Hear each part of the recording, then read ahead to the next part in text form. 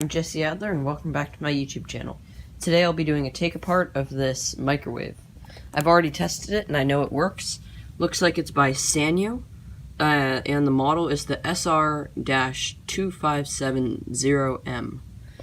Here you can see they've nicely provided a little schematic right there. So that'll help me when figuring out what all this stuff is. Obviously that's the compressor. And yeah, you can see some more wires in there going up to the control panel in the front. But yeah, let's get right into it. So here I am, I'm taking apart some of the screws that are in there, holding some of the wires in, just taking apart all the screws that I see. You can see there's a bottom plate on there with the compressor on it.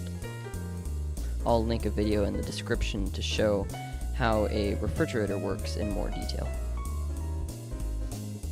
So now it's upside down. I'm taking off some screws on the bottom.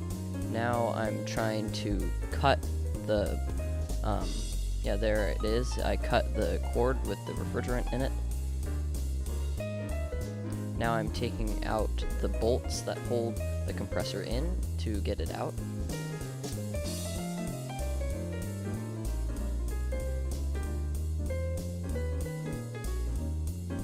And now I'm cutting the other side that has the refrigerant inside of it. I have a little cup to put it in if it starts spewing out. I'm trying to use some tin snips, but they don't really seem to be working.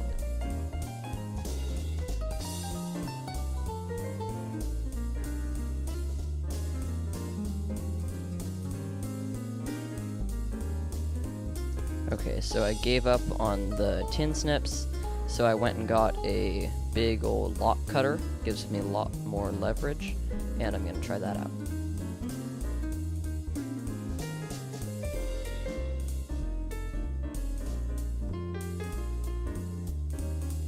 So that cut right through it like butter.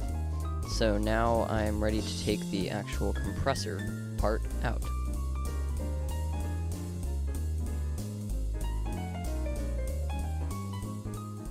So there it is, guys. That's the compressor. Finally got it out. You can see here are the two, the either inlet or the outlet, the other inlet or outlet.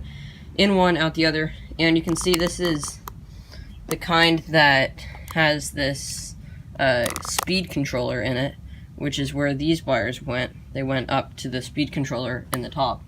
But I don't really want that. All I need to do, I think, is plug it into the wall, and I think it'll start going. So yeah, I'm gonna try that out. So I just plugged in the compressor and hooked up this tube, and it worked kind of cool because the air from the compressor coming out pushed all the air out of the tube, so it dried it. And it could be used as a bubbler if you don't have enough, because there's air coming out of the end here.